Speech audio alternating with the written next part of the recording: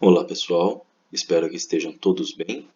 A videoaula de hoje ela vai iniciar o capítulo 5 aí da unidade 2 dos livros de vocês e vai falar sobre os símbolos da química, ou seja, os símbolos usados em química para representar os elementos e as substâncias químicas. Legal? Então, material na mão e vamos lá.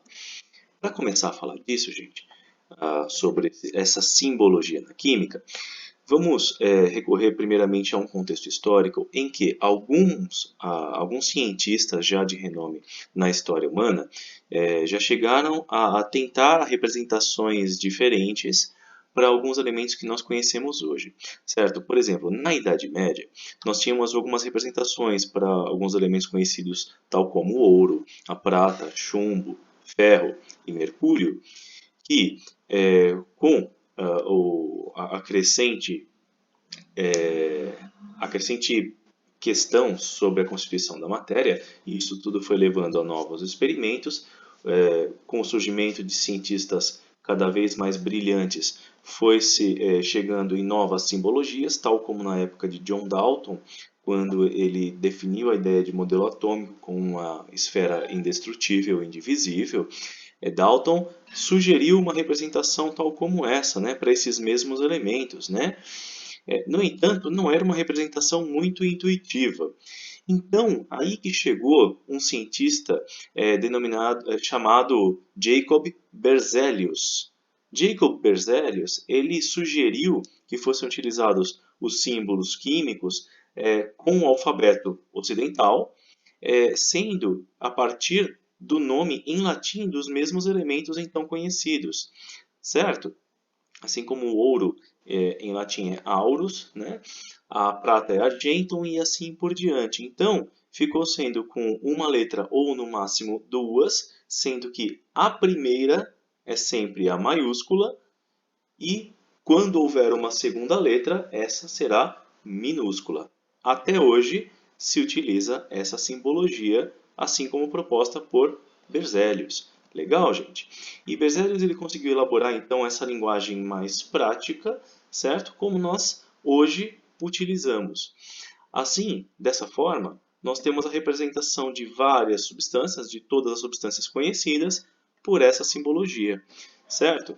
Então, aqui nós podemos notar algumas singularidades nessa simbologia que trazem algumas informações. Por exemplo, se considerarmos aqui a substância amônia, que é um tipo de gás, ela tem a fórmula NH3 e ela nos indica quais são os elementos químicos que compõem essa substância, assim como a quantidade de elementos a cada molécula dessa substância. Então vamos lá. Isso aqui, uma molécula de NH3, ela tem dois elementos que são o nitrogênio e o hidrogênio. Só tem dois tipos de elementos que compõem essa molécula, ou seja, dois tipos de elementos diferentes, né? Nitrogênio e hidrogênio, apenas esses dois elementos, certo? E, no entanto, é uma molécula feita com um total de 4 átomos. Por quê? Porque um átomo é de nitrogênio e 3 átomos são de hidrogênio. E esses 4 átomos, né, eles nessa combinação, que nós já conhecemos, formam uma molécula de amônia, que é uma substância conhecida, certo? Utilizada em nível industrial e, no entanto, é tóxica para o ser humano, ok? Se a gente verificar, por exemplo, a molécula de glicose, o principal combustível do nosso organismo, ela é feita, uma molécula apenas, ela é uma molécula relativamente grande, né? Por quê? Ela é feita por 3 elementos diferentes, a saber, o carbono, o hidrogênio e o oxigênio. São somente esses 3 elementos que compõem uma molécula de glicose. Tá? Então, ela é feita por 3 elementos e um total de 24 átomos, sendo 6 átomos do elemento carbono, 12 átomos do elemento hidrogênio e outros 6 átomos do elemento oxigênio. Isso tudo para formar apenas uma molécula de glicose, uma substância bem conhecida, um tipo de açúcar. Ok?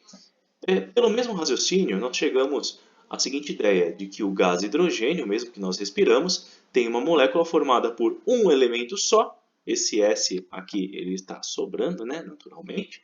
Um elemento só, que é o elemento oxigênio, e é feito por dois átomos desse oxigênio. Então, uma molécula ela é formada por dois átomos de oxigênio combinados, tá? Por ligação química. Legal? E da mesma forma, o gás carbônico ele é feito por uma molécula de gás carbônico é formada por dois elementos e um total de três átomos, sendo um átomo de carbono e outros dois átomos de oxigênio, para formar uma molécula de gás carbônico. Legal? Bom, então vamos lá. Dentro dessa simbologia química, nós então conseguimos representar todas as substâncias então conhecidas. Por exemplo, o etanol, que é um tipo de álcool usado não só para higienização ou esterilização, como também para limpeza, né? Nessa época estamos usando bastante álcool gel. Tá? O álcool gel é feito a partir da substância etanol, o álcool. Esse é o princípio ativo do álcool gel. E a fórmula é essa daqui, tá? C2H6O. Ou seja, é uma substância em que uma molécula apenas de etanol é formada por dois átomos de carbono, seis átomos de hidrogênio e um átomo de oxigênio, para formar uma molécula de etanol. Tá? O metal cobre, o mesmo metal usado nas fiações elétricas, né? Esse metal ele só é formado por átomos de cobre, certo? Então, aqui não temos um número, porque um punhado desses átomos de cobre são aglomerados para formar o metal que nós conhecemos. Tá certo? Então, existe aí um número indeterminado de átomos desse metal. Legal? Bom, cloreto de sódio, o mesmo sal que nós usamos na comida, né? O cloreto de sódio é formado por dois elementos, sendo um total de dois átomos. Um átomo de sódio, um átomo de cloro. São esses dois elementos e dois átomos no total. Legal, gente? Bom, da mesma forma, nós temos aqui a ideia da estrutura eletrônica, né, de alguns materiais. Por exemplo, aqui nós temos o elemento cobre, certo? Aqui nós temos o cloreto de sódio e aqui nós temos o etanol, as mesmas substâncias que nós vimos acima, tá? E representadas por outras simbologias, certo? Que nós vamos explorar esses desenhos aqui, a forma real dessas substâncias, em um outro momento. Beleza? Vamos seguir. Bom, o que seria então uma palavra conhecida por atomicidade? Atomicidade, ela vai dizer quantos elementos tem. Então, vamos tomar como exemplo uma substância bem conhecida, usada como fermento de bolo, que é o bicarbonato de sódio. Essa é a fórmula do bicarbonato. Legal? Então, nós temos aqui, no bicarbonato, os elementos que constituem essa substância, a atomicidade de cada elemento, tá? E, portanto, a quantidade de átomos. Vamos lá. No caso dessa fórmula então do bicarbonato de sódio, o que nós percebemos? Não tem nenhum número aqui pequenininho embaixo, subscrito, logo em seguida do sódio, o Na. Isso significa que temos em uma fórmula dessa de bicarbonato de sódio, quantos átomos de sódio? Pois é, temos um átomo de sódio, portanto a atomicidade do sódio é 1. Legal? Quando não tem número nenhum aqui, significa 1 apenas, certo? Cuidado para não confundir com o zero, tá? Isso não acontece, certo? Quando não tem nenhum número aqui representado, após o elemento, significa que só tem um átomo daquele elemento. Legal? Beleza? Bom, aqui o cloro está sobrando, tá, gente? Isso aqui é hidrogênio, não cloro, tá? Vide pela fórmula, não é mesmo? Aqui é um hidrogênio, mas vamos trocar aqui por um H. O que acontece? O hidrogênio também não tem nenhum número subscrito. Portanto, a quantidade de átomos nessa fórmula para hidrogênio é 1 e, consequentemente, a atomicidade do hidrogênio é 1. Legal? Então, o que é a atomicidade? É quantos átomos tem daquele elemento na fórmula. Beleza? Bom, então seguindo. Carbono, tem algum número subscrito? Não tem. Então só temos um átomo de carbono na fórmula e a atomicidade do carbono é 1. nessa fórmula. Oxigênio, tenho 3, olha só. Tenho 3 aqui logo em seguida do oxigênio. Então, tem 3 oxigênios, 3 átomos de oxigênio nessa fórmula. Portanto, a atomicidade do oxigênio nessa fórmula é 3. Beleza, gente? Tranquilinho, né? Então, vamos falar agora sobre a fórmula eletrônica e a fórmula estrutural. Nomes muito complicados para coisas muito simples, como vocês vão ver. Olha só, para começar, precisamos lembrar que os elétrons, que eles digamos, estão localizados numa região ao redor do núcleo do átomo, chamada eletrosfera, certo?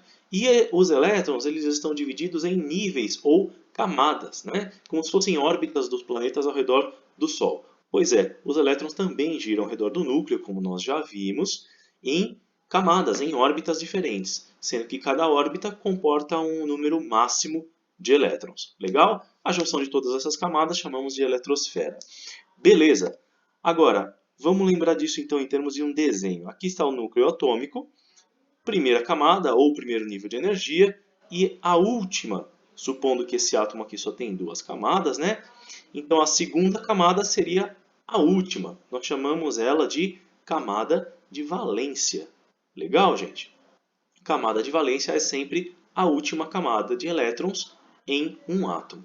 Beleza?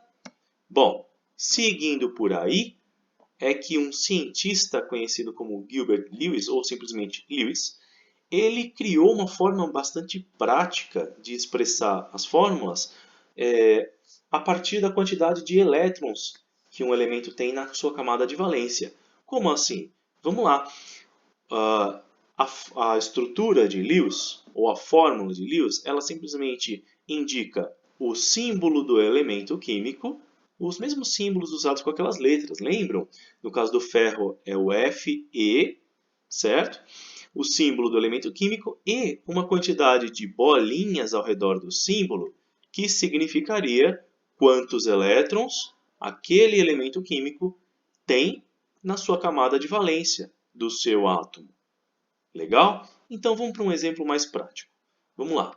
No caso aqui, nós temos então alguns elementos químicos, o seu respectivo símbolo, o número de elétrons na camada de valência e como vai ficar a sua estrutura ou fórmula de Lewis. Vamos lá. Para esses elementos aqui, vamos analisar todos. O sódio, o cálcio, o alumínio, o carbono, o nitrogênio, o oxigênio e cloro. Legal. O símbolo químico de cada um. Né? Vamos pegar como exemplo aqui o sódio. O sódio tem o símbolo Na, né? O cálcio Ca, alumínio Al, carbono é só o C, nitrogênio, oxigênio e cloro. Vamos lá. Quantos elétrons cada um deles tem na sua camada de valência, ou seja, na última camada de elétrons, o sódio só tem 1 elétron na última camada, o cálcio só tem 2 e assim por diante. Tá? Como ficaria então a estrutura de Lewis, ou simplesmente estrutura eletrônica para esses elementos, para os átomos desses elementos? É simplesmente o símbolo químico, o mesmo que nós vimos aqui, seguido da quantidade de bolinhas de acordo com o número de elétrons na camada de valência. Por exemplo, o sódio, símbolo Na, 1 elétron na camada de valência, ele fica com o símbolo químico e uma bolinha. É aquele elétron que está na camada de valência, na última camada. Por que só na última? Porque é só a última camada de um átomo que participa das ligações químicas. Então, é sempre a camada mais importante. Beleza? E o cálcio, com 2 elétrons na camada de valência, 2 bolinhas. Percebe que aqui nós colocamos sempre 2 bolinhas, sendo uma do lado da outra, né? O alumínio, 3 elétrons, está lá. O carbono é uma exceção, tá? Pode colocar uma bolinha em cada canto, em cima, embaixo, direita e esquerda. Legal? Nitrogênio, com 5 bolinhas. Oxigênio com 6, cloro com 7. Beleza? Tem elemento que já tem 8? Tem, os gases nobres. Depois vamos falar sobre eles. Legal, gente? Então, isso daqui é a estrutura eletrônica, ou simplesmente a fórmula de Lewis, ou também estrutura de Lewis. Legal? É simplesmente uma forma de representarmos o número de elétrons que o átomo daquele elemento tem na camada de valência. Beleza? Então tá bom. Vamos lá. Agora, nós podemos representar também de outras formas, né, os elétrons ao redor do símbolo químico, quando eles já estão ligados por ligação química, formando as substâncias. Um exemplo é a água, olha lá. Os hidrogênios, cada qual tem um elétron na camada de valência. Essa bolinha aqui é desse hidrogênio, é o elétron, o único elétron na camada de valência desse hidrogênio. E aqui é o único elétron na camada de valência desse hidrogênio. O oxigênio tem esses 6 elétrons, essas 6 bolinhas. Tá? Quando eles formam ligação química, as bolinhas são compartilhadas, como nós vamos ver aqui. Legal? O mesmo acontece para o metano, o mesmo acontece para a amônia e o mesmo acontece para o oxigênio. Legal, gente? Então, aqui também podemos representar não apenas os átomos isolados, mas as moléculas de substâncias utilizando a fórmula eletrônica, ou seja, a estrutura de Lewis. Legal, gente? Com os elétrons de valência na forma de bolinhas. Ok? Bom, agora o que é fórmula estrutural? Fórmula eletrônica, a fórmula de Lewis, nós já vimos. O que é a fórmula estrutural?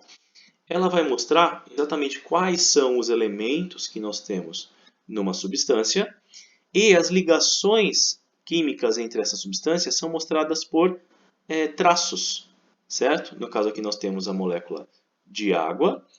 Aí não estamos representando aqui os elétrons de valência de nenhum dos elementos, mas estamos representando como traços as ligações que unem os elementos. No caso, a ligação entre o oxigênio e o hidrogênio de um lado e o oxigênio e o hidrogênio do outro lado. Tá? E isso daqui é a molécula de água. Legal? O mesmo pode ser feito com outra representação para a molécula de água também, que é a famosa estrutura de esferas e varetas, né? Também representa a mesma substância. Aqui é a fórmula estrutural e aqui é simplesmente um desenho mesmo, né? Um modelo de esferas e varetas. Ambas representam a mesma substância, de formas diferentes. Ok? Aqui, fórmula estrutural do metano. Tá? Cabe lembrar, gente, que esses traços, esse e esse traço, são ligações idênticas, assim como esse e esse. Tá? E essas 4 ligações são idênticas. Acontece que essas são ligações normais, comuns, como todas as outras, só que são representadas por traço porque elas estão meio, de forma deitada no papel. Tá? Ou seja, elas estão exatamente na direção como nós imaginamos aqui. Essa daqui é idêntica ao traço, esse traço diferente aqui é idêntico a esse, a ligação é a mesma, do mesmo tipo, só que aqui, digamos que o hidrogênio está saindo do papel, tá? Ele está vindo para fora, enquanto aqui o hidrogênio está indo para dentro do papel. Ou seja, é só uma forma de representar ligações, essas 4 ligações são idênticas, tá? Entre si, a diferença é que essa está saindo do plano, essa está entrando no plano, para representar as 3 dimensões, né?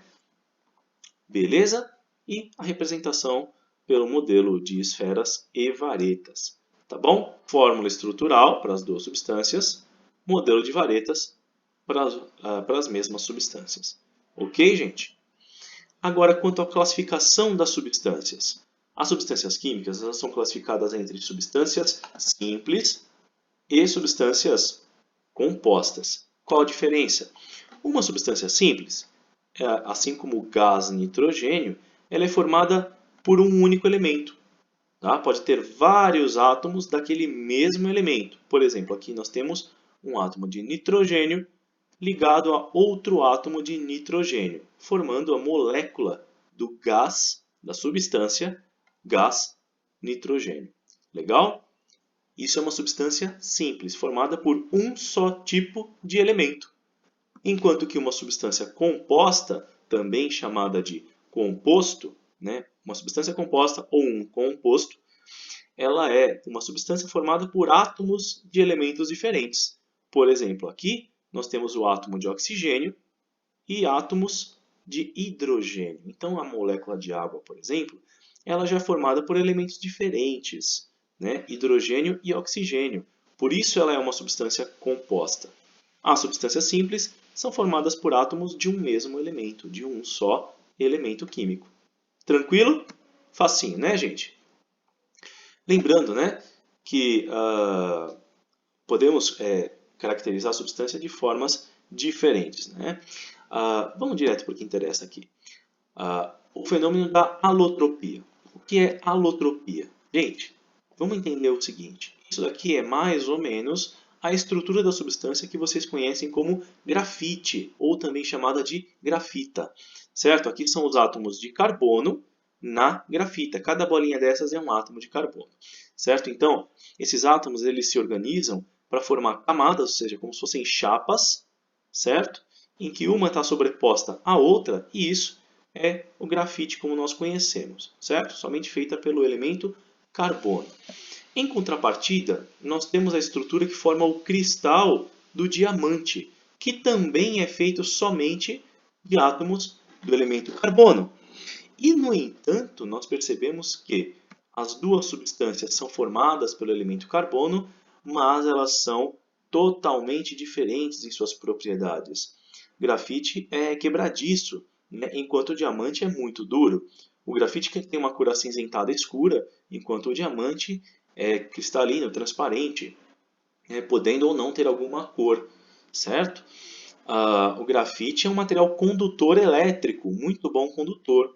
Ele permite a passagem de corrente elétrica. O diamante não, é um isolante, não conduz eletricidade, certo? E, no entanto, as duas substâncias totalmente diferentes em suas propriedades são feitas pelo mesmo elemento químico. Tá? Nesse caso, chamamos esse fenômeno de alotropia.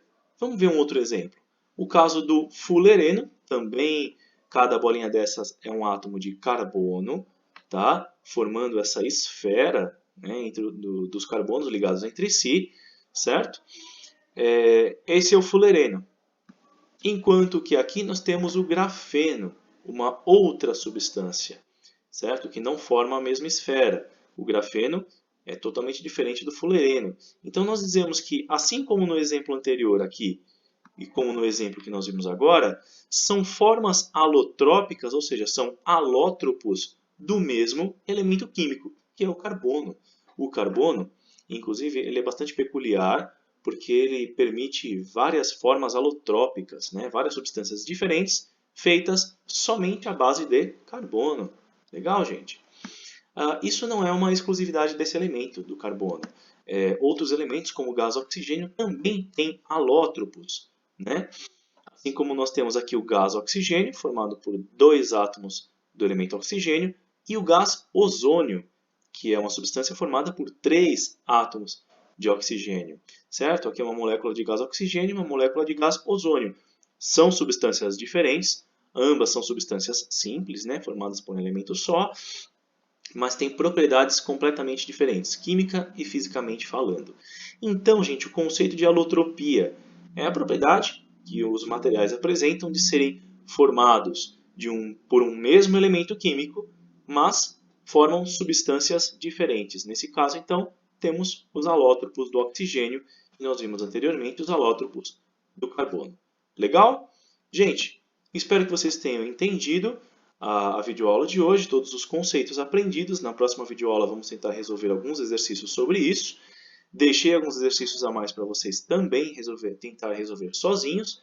Nós verificamos as dúvidas na nossa videoaula, né? Até a próxima videoaula também e que a força esteja com vocês, galera. Abração a todos. Até mais.